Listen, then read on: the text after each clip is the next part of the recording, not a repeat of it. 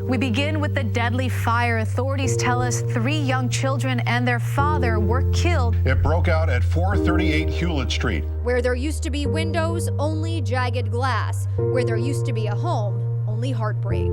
Why had this happened to 3 little innocent children? Why?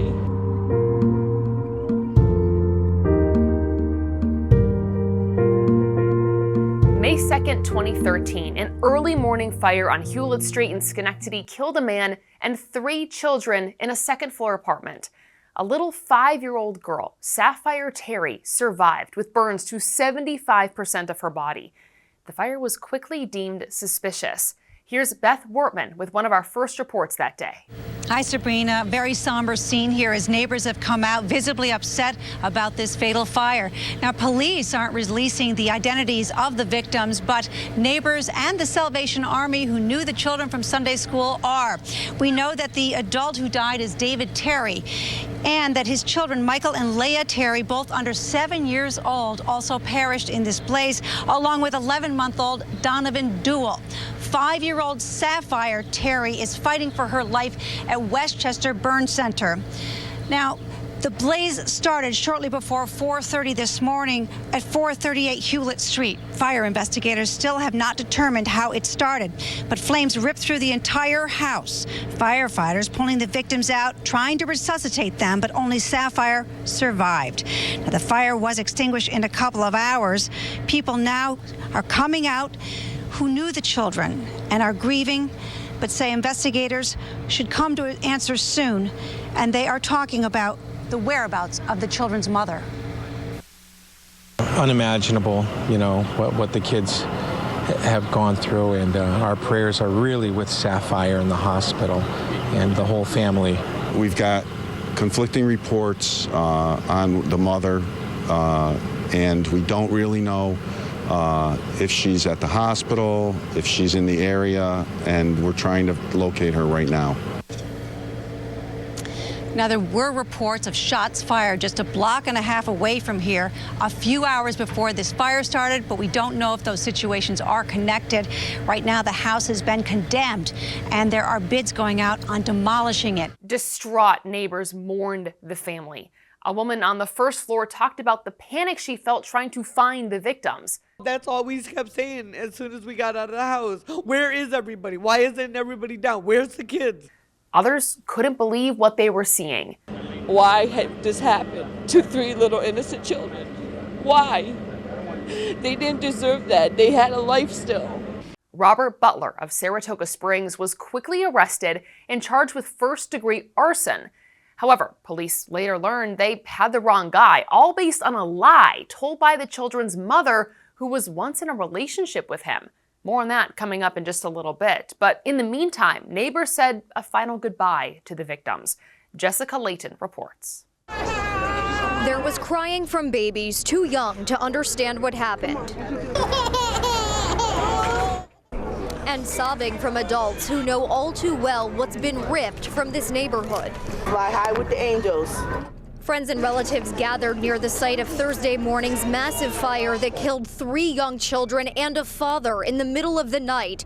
Nobody here breathed a word of Rob Butler, the man accused of the arson in this case. Instead, they sang happy birthday to Dave Terry, who would have turned 33 today. Happy birthday, dear Dave.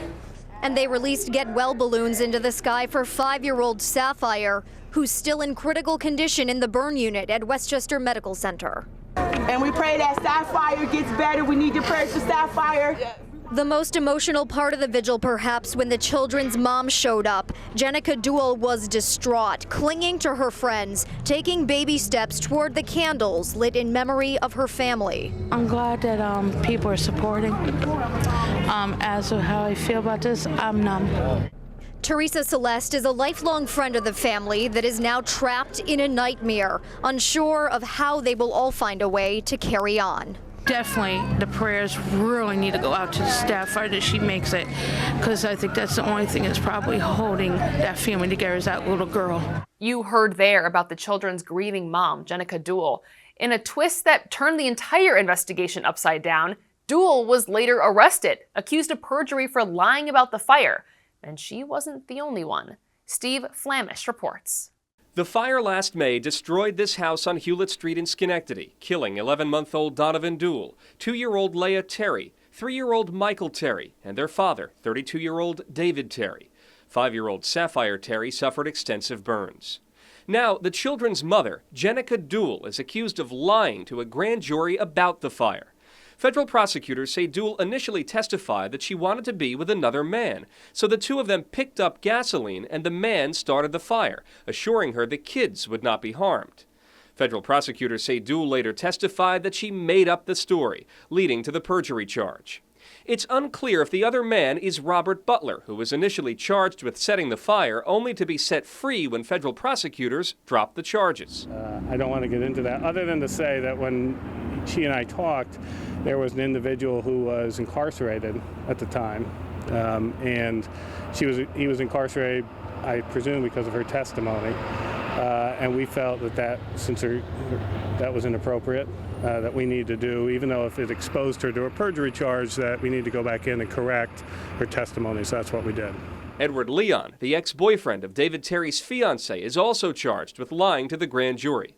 Federal prosecutors say Leon was in Schenectady at the time of the fire, but that he lied about it and lied about sending threatening text messages to David Terry. Tonight, Dool and Leon are in federal custody, awaiting their next court date. In the end, Dool, Leon, and 2 others, Brian Fish and Richard Ramsey, were all sentenced to prison for perjury as part of that fire investigation. However, to this day, no one has been charged with actually setting the fire. In the years that followed, little Sapphire Terry, the sole survivor, has been embraced by her community. That includes in 2015 when she received tons of Christmas cards and gifts from around the world. Look at this place. It's crazy. And was even surprised with the trip of a lifetime. You guys are all going to go to Disney World and SeaWorld and Universal and Legoland. Sapphire wanted to find a way to give back by helping other fire victims. Brooke Selby reports. Look at this. The best thing that I got are like the toys that people have been like sending me. After her Christmas card wish went viral in 2015, the mail never stopped. We ended up getting over 2 million pieces of mail sent in to us from all around the world. The stuff has been stored for about 2.5 years. We haven't had a place to put it. That all changed when volunteers from around Montgomery County came out to help Sapphire Terry and her family relocate the items to a historic schoolhouse on Route 30. We jumped on board. Thankfully, I had some members of the office that support me and emergency services in the county volunteer to come, combined with the town of Florida Fire Department and its members. Since surviving a house fire where she lost her entire family 5 years ago, the brave 10-year-old has used the toys and gifts she received to help other fire victims and their families. The generosity of people, you can see this isn't even part of what she was given, and to be able to pass it on to more victims is absolutely outstanding. While volunteers worked hard to transport the donations to the new location, they say it was well worth the work. She's struggled so much and had so many difficulties throughout her life since the incident took place. And the best thing is they're going to use these items moving forward to assist future fire victims. So that's a win-win for everybody, and we're proud to have them in Montgomery County. Some good news as we reflect on a sad tragedy with a sea of unanswered questions more than a decade later. For more coverage of past news events, head to our News Channel 13 YouTube page and click on News Vault 13. For now, opening News Vault 13, I'm Rachel Teedy.